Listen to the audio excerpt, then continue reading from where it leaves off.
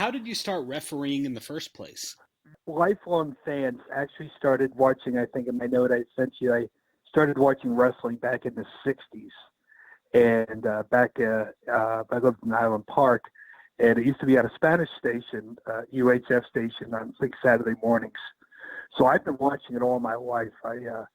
When I was in the Navy in the '70s, my roommate used to do the brochures that they used at the Cal Palace out in California. So he and I started going to some shows and met some WWE guys then, and then moved to the Carolinas, and again, the mecca of wrestling down in Wilmington, and then up into the Midwest. And my youngest daughter was dating a fellow, and she goes, "Hey, you may know his dad." And it turns out his dad was a wrestler, Ox Baker Jr. And we went out for lunch one day, and we were talking. I probably was very much a fan. And he goes, "Well, did you ever think of getting into it?"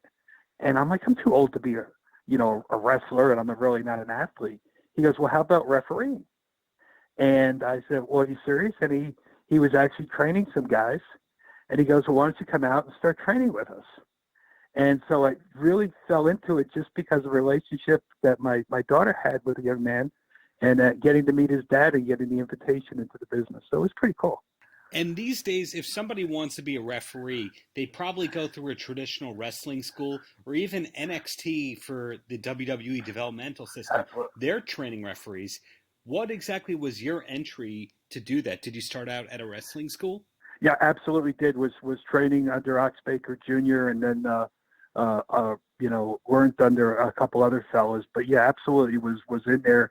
A lot of hot summer days out working with the guys out in the practice ring. So yeah, I actually went through a lot of the wrestling training, not as a wrestler but as a referee. But went through a lot of the developmental work that the wrestlers go through. And usually you find that wrestlers are largely friends with other wrestlers.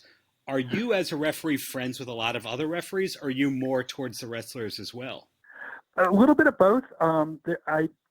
Some of the referees that I ref with, and a lot of the independent companies that I work for, kind of a small group of us.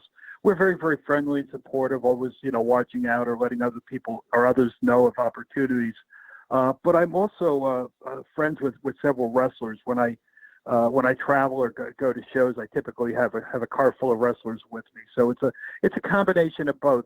I think there's a group of refs that in the Midwest that we kind of watch out for another one and help one another, watch each other's matches, give advice and feedback. And there's a lot of the wrestlers that I think it's really kind of welcome me into the wrestling family, so to speak. So that's been pretty awesome as well. And what was the first promotion that really took you in as a referee? It was New Dawn Wrestling, it's no longer in existence, but it was in Osceola, Indiana. And that was also an affiliation with Ox Baker Jr. that got me that opportunity. Got it. Now, seeing that you're based in Indiana, I do know from doing my research that a lot of talent have either lived in Indiana at some point or, for example, Rip Rogers, I know, is originally from there. And I know that MJF lived in Indiana for a spell and all that. Who are some of the local greats out there that you really respect and helped you come up? One that I really respect, although I've never worked directly for him or with him, is Crippler Brian Costello. He actually runs a promotion. It does a lot of shows every year in South Bend. It brings in a lot of the old WWE talent. So Crippler Costello, definitely, and he's a wrestling coach at a local high school now. So really a guy that kind of, epitomizes kind of that attitude era and what the WWE, WWF used to be. So he's one that's kind of always loved going to his shows and watching the talent that they brought in, because guys from the 70s and 80s that we used to watch on TV are, now there and accessible. So that's been great. Some of the guys that I've had a chance to work with that have really helped me a lot. Steve Sterling has been a kind of a mentor and coach for me along the lines. He's done a lot. But I've gotten to work with a lot of ex-WWE or NXT or WCW guys. I was just on a show recently with Buff Bagwell was there, and I hadn't seen Buff in years, so it was always great. He's a great guy. Let's see. Shark Boy was recently on a show and got to actually do a match with Shark Boy, so that was pretty cool. So there's a lot of the guys that travel through the Midwest because we're very, very close to Chicago and Indianapolis that we get to see. When you're doing an indie show, how many matches a night do you usually have to do? Is it all of them or every other match? On average, I'd say 3 or 4 matches, but I've done what we call Iron Man. I've wound up, for a variety of reasons, being the only ref on a show, and have done up to 8 or 9 matches in a day. I've also worked, I think, up to 3 shows in a single day. So an early afternoon, a mid-evening, and then a later evening show. So I've done 3 shows. So probably the most I've done is about 14 matches in a day. Wow. A lot of people, even if they're the biggest wrestling fans, don't understand the rules of lucha. Do you actually understand the rules of lucha? Well, not only the rules, but just the way the whole match progresses. If you watch a classic wrestling match, you'll notice the wrestlers always rotate to the right. They always work to the left. Lucha is it's totally inverted. So not only is it just kind of, very, very fast paced, very, very, exciting as far as the moves and the high spots, but it's also rotates and moves to the opposite direction. So, part of the job of the ref is to stay out of the way, but be in position to make a pin call or to do a count. So now, and you also have to be aware of the cameras and the positioning, both of the fixed cameras as well as cameramen you may have at ringside. So when you do a lucha match, everything's inverted for you. So it really takes a lot of concentration to just stay out of the way and stay out in front of, basically the cameras seeing your back for the entire match. When somebody has a creative kind of position, and I consider being a ref a creativity-oriented thing, they might look at their early work and kind of cringe, go, hey, I really didn't know what I was doing back then. When you look back at old matches that you did you see that your style has changed much over the years? Oh, absolutely. I think you have to develop, every person that's involved in wrestling has a certain persona. And I think you develop that over time. So I think very, very much. I think early on I was watching the matches, and so as a result of watching the matches, you're quite often out of position, or you're not helping to tell. Part of our job is to, somebody said you got the closest seat in the house, and if you're not into the match, if you're not responding or reacting to the moves, why should the fans? So I think what I've had to do over time is to give it, make sure that I'm accentuating, I'm responding to the moves, I'm showing a reaction, I'm helping the wrestlers, tell the story.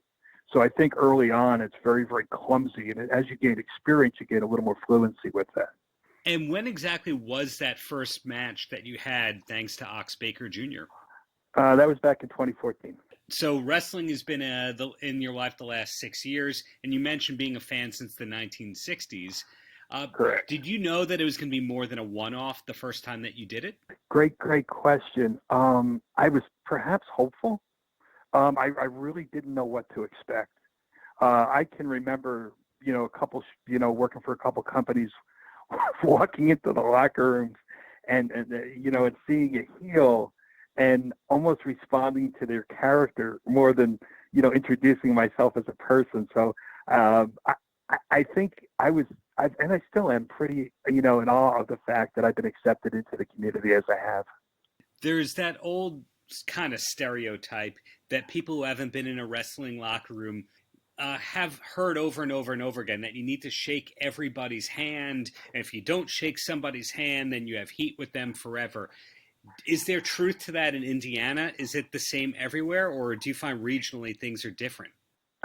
No, I think it is. I think when you're in a ring, when you're basically putting your wellness in someone else's hands, or there's a measure of trust and respect. And I've been very, very fortunate with the folks that have taught me very much old school of, respect and, know your place, listen more than you talk, be willing to provide, insights or, and thoughts. But I think the very, very, the old vets, I mean, when you see a fellow like Buff Bagwell, I'll just use him as an example, or Shark Boy that I mentioned earlier, or some of the other guys, Diamond Dallas Page, we've had Jake the Snake Roberts, they always, always, always make sure that they acknowledge everybody that's in the locker room.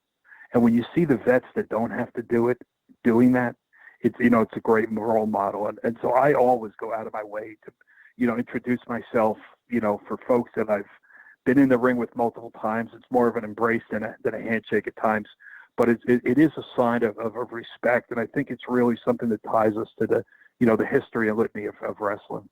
And did you do anything in your life before being a referee that's at all similar to being a wrestling referee? I umpired baseball and softball, but that's about as close as I would say, other than, obviously watching wrestling for as long as I have. So, the only real officiating I would say would be related to baseball and softball. So being that you only started 6 or 7 years ago as a referee and you had to take bumps at, that old of an age, did you have any fears at the beginning, like, oh, my body can't take this? I think you then go back to the training that you've had and how to protect yourself and how to control what you're doing, your movements. So, I really related to the training and as well as the trust for the people you're working with. I mean, I've, again, some really great experiences with some guys that never, ever took a liberty, that, I think we sold the move. I mean, one of my greatest memories of wrestling was actually on March 14th of 2 years ago. We were doing a show, and obviously, it was Stone Cold, so we did stunners. And I was included not only in taking a stunner, but in giving one. So when you have wrestlers willing to involve you in that, it's like a measure of respect. But I think it's also a great opportunity to kind of demonstrate that as a referee, you can truly be part of the storytelling. So again, I don't take crazy bumps, but when a wrestler asks me if I will or involves me in the story that we're telling, it's always in my mind a sign of respect and something I'm willing to do. And speaking of ref bumps, another person who is originally from Long Island that has lived in Indiana is Vince Russo. Have you encountered him over the years? Only once briefly, and that was just as more as a fan and just a walk by. So I haven't had a chance to either talk with him or to him. Well, in his days of running WCW, pretty much every single match had a ref bump or some kind of screwy finish. Did you ever have a card that you were working on where you had to take a ref bump like 4 or 5 times in a night? Typically not, and generally the promoters will control that, or the bookers will control that a little bit, because if you go out there and you take a bump and it's a big bump, obviously part of your job is to sell it, and if all of a sudden you recover and then you can come out to the next match as if nothing happened, it kind of doesn't tell a convincing story. So although I've taken a couple bumps in a match, they've generally been progressive. So I was taking, maybe I just did a, corner smash one time, and another time I got pushed and did a rollout or something like that. But it was never one where I had to feign being truly injured that I had to come back. So looking at everything now, as somebody who is properly trained and regularly works in wrestling, obviously you know what it takes to put on a wrestling show, and anything that was a hobby that you start to work around, of course, is not the hobby it once was. But at the same time, people are looking at wrestling right now as being kind of a golden age because there's more than one big company on television, to say the least. There's people making full-time livings on the independent circuits and so forth. How do you feel about wrestling today? Well, first of all, I think now that I'm part of the business, and I kind of equate it to a magician perhaps that knows how a trick is done, I struggle watching it at times, not because I don't love it, because I love wrestling, but I'm watching how the moves or how the match progresses, or how match to match the show progresses, or I'm watching the positioning of the referee or how the referee interacts with the wrestlers and the like. So I think, for me, I struggle as a fan because now I'm kind of watching the nuances of the match rather than just sitting back and enjoying the story.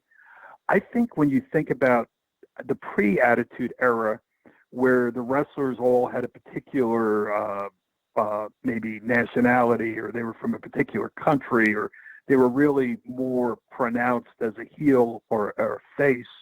I think now that there's much more of a hybrid wrestler, that you're not, that can swing from heel to face, or isn't as distinguished perhaps as where they come from or what they stand for or what the nature of their character is. So I think for me, I still enjoy the 70s and 80s more just because it was more of a story that was told but clearly the athletes today are far superior. So what they do is amazing, but I think there's been a diminished ability to tell the story. Right. So in other words, the psychology may not be there these days, but the athleticism is. Yeah, I was watching a match the other day between Wahoo McDaniel and Blackjack Lanza. It was I get a channel that just has old school wrestling, and there was about a 14 or 15 minute match. I don't think they did 3 moves, and the crowd was, they could just tell a story without having to take big bumps, without having to have big moves, just by the nature of the character that they were. Well, are there any wrestlers these days that you think do have that old school vibe in a good way? And it's okay if you say, nah, I'm not up on stuff, I don't know. No, I think Kevin Owens is a good example. I think of a guy who really can tell a story. So I think KO is probably the best example I have of one. I think let's see. Probably I'd say Sheamus in a way could do that. I think Mysterio still has that ability. So I think there are some guys who really still tell that story, but unfortunately sometimes they're booked against a guy where they kind of have to be more of that hybrid. And do you watch AEW at all, or really does that fall into I don't have time for that? Unfortunately, because of my work and the hours that I work, I've only had a chance to watch it once or twice. So in general, is there a promotion that you will watch if you have the time and energy and passion to watch wrestling? I still love watching WWE. I still love watching the big shows, the WrestleManias that build up to the big pay-per-views. So I still have a subscription to WWE, so I still watch it and I'm often entertained by what they're doing and how they've progressed. And you mentioned Wahoo McDaniel a little bit ago. For people watching the WWE Network, the really, really, really big diehards will notice that there's particular eras or promotions that aren't represented and other ones that are more represented. Are there any major people that you think need to be on the network more that aren't up there?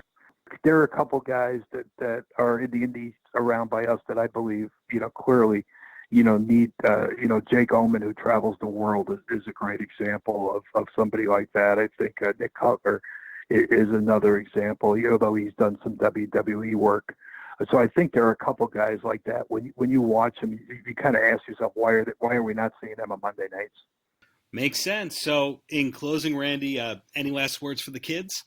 It's great. I think if I leave with just one thought or one kind of, I've had the opportunity to do a bunch of shows I have 7 granddaughters, to have several of my granddaughters attend different shows. And although they may get a little upset if I do take a bump, one thing I know is that they are seeing wrestling, they're experiencing it, they're into it, they're interacting with the wrestlers, they have a love and appreciation for going to the shows. But I also know that long after I'm gone, they'll be telling stories about Poppy and how at 60 years old he still loves getting up and getting in the ring. So I think that's a heck of a legacy. And I think wrestling, as I've progressed it both with my family, with my children, and now with my grandchildren, it's a great way of just real high quality family entertainment, something that you can enjoy and something that truly transcends generations. Paltrocast.